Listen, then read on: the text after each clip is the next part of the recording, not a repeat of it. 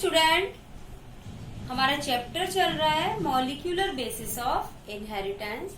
इसके अंदर आज हमारा टॉपिक है ट्रांसक्रिप्शन। ट्रांसक्रिप्शन के अंदर डीएनए से एमआरएनए का फॉर्मेशन होता है और ये प्रोसेस हमारी हेट्रोकैटालिटिक प्रोसेस होती है, यानी डीएनए से आरएनए का फॉर्मेशन हो रहा है। डीएनए डिफरेंट टाइप का न्यूक्लिक एसिड है और आरएनए डिफरेंट टाइप का। तो जब एक न्यूक्लिक एसिड दूसरे प्रकार का न्यूक्लिक एसिड बनाता है, then the process is known as heterocatalytic process. इससे पहले हमने रेप्लिकेशन की प्रोसेस पढ़ी थी सॉरी। तो रेप्लिकेशन की प्रोसेस में डीएनए से डीएनए का फॉर्मेशन होता है, तो इस प्रोसेस को हम कहते थे ऑटोकैटालिटिक प्रोसेस। लेकिन यहाँ प्रोसेस कैसी है? हेट्रोकैटालिटिक। अब डीएनए के अंदर दो स्ट्रैंड होते हैं,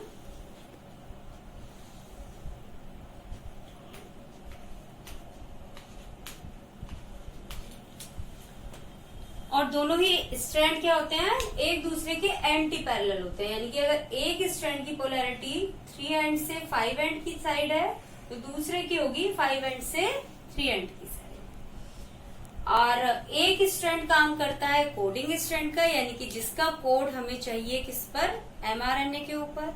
और जो दूसरा स्ट्रैंड है वो काम करता है टेम्पलेट स्ट्रैंड का, यानी कि जिसके ऊपर एमआरएनए की सिंथेसिस होती है, ट्रांसक्रिप्शन की प्रोसेस होती है।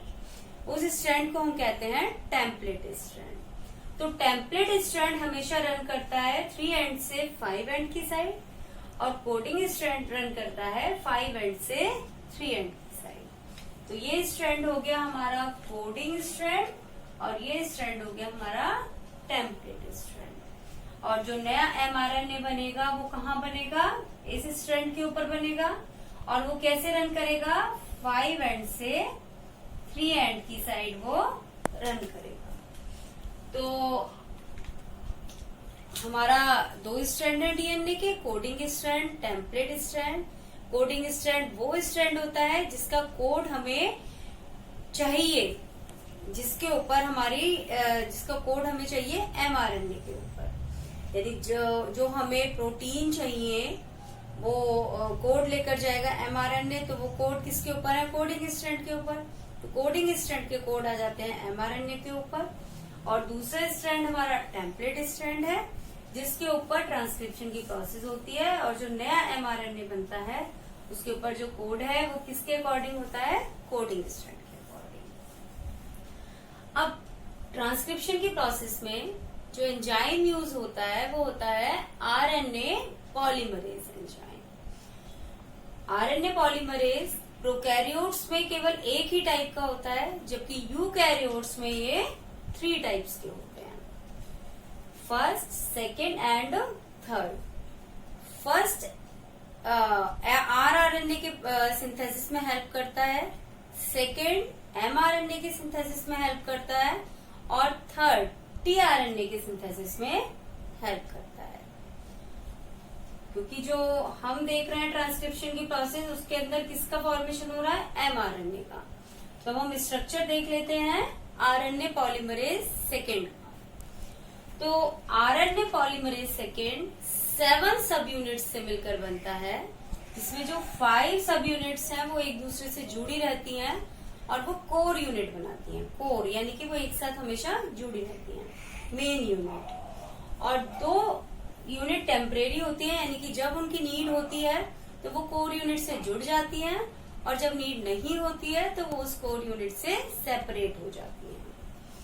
तो जो हमारी 5 कोर यूनिट्स हैं उसमें 2 अल्फा यूनिट्स होती हैं, जो कि इनिशिएशन की प्रोसेस को स्टार्ट करती हैं और इनिशिएशन प्रोटीन से वो बाइंड हो जाती है। एक हमारी बीटा यूनिट होती है, जो बीटा 1 यूनिट होती है, ये डीएनए टेम्पलेट से जुड़ती है। और एक हमारी बीटा यूनिट होती है जो कि न्यूक्लियोटाइड से जुड़ती है। और एक हमारी ओमेगा यूनिट होती है। ओमेगा यूनिट इन सारी यूनिट्स की हेल्प करती है इनके फंक्शन में। और जो हमारी टेम्परेरी यूनिट्स हैं वो 2 होती है, सिग्मा और रो फैक्टर।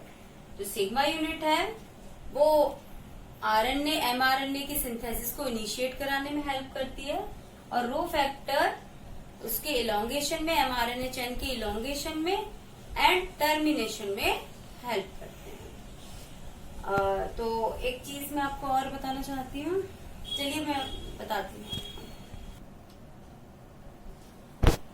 ये हमारा टेम्पलेट स्ट्रैंड है 3 एंड से 5 एंड की साइड, और ये हमारा कोडिंग स्ट्रैंड है 5 एंड से 3 एंड की साइड।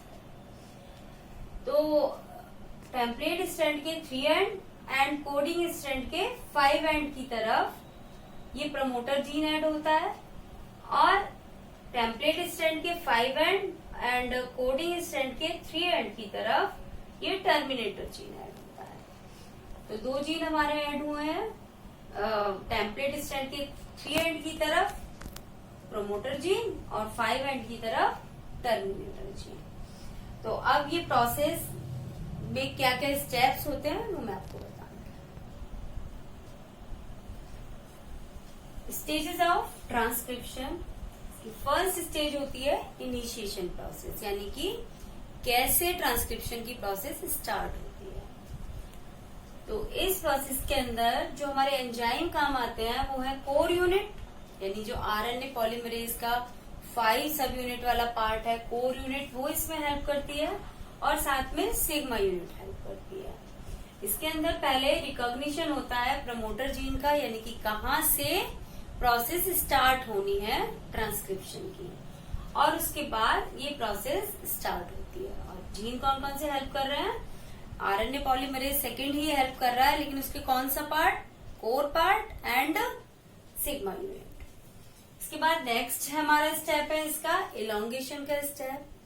तो नए न्यूक्लियोटाइड्स ऐड होते जाते हैं, और जो चेन है एमआरएनए की वो लंबी हो जाती है, और इसके अंदर जो एंजाइम का पार्ट काम कर रहा है वो है core unit and rho factor. इसके बाद जो हमारा नेक्स्ट है वो है टर्मिनेशन की प्रोसेस। टर्मिनेशन में भी हमारा कोर यूनिट और रो फैक्टर काम करता है, और जब ये न्यूक्लियोटाइड की चेन इलोंगेट होते होते टर्मिनेटर जीन तक पहुंच जाती है, तो एमआरएनए की सिंथेसिस टर्मिनेट हो जाती है, यानी कि ये जो प्रोसेस है वो स्टॉप हो जाती है। और इस तरह जो एमआरएनए बनता है इन तीनों स्टेप्स के बाद, वो एमआरएनए कहलाता है एचएनआरएनए या प्री आरएनए, क्योंकि इसके अंदर कोडिंग पार्ट भी होता है और नॉन कोडिंग पार्ट भी होता है। कोडिंग पार्ट यानी कि एक्स्ट्रॉन्स एंड नॉन कोडिंग पार्ट यानी कि इंट्रॉन्स। अब इनको काट दिया जाता है एंडोन्यूक्लियस की मदद से, और नॉन कोडिंग पार्ट सेपरेट करके कोडिंग पार्ट जोड़ दिए जाते हैं लाइगेज एंजाइम की मदद से। और इस तरह जो हमारा एमआरएनए बनता है वो कैसा होता है? अनस्टेबल। इस प्रोसेस को कहते हैं स्प्लाइसिंग, यानी कि coding and non coding part को अलग अलग करना। इस प्रोसेस को स्प्लाइसिंग कहते हैं, और फिर उन्हें लाइगेज की मदद से जोड़ दिया जाता है कोडिंग पार्ट्स को। इस तरह जो एमआरएनए बना वो एमआरएनए अनस्टेबल होता है। अब इस एमआरएनए की कैपिंग की जाती है और टेलिंग की जाती है।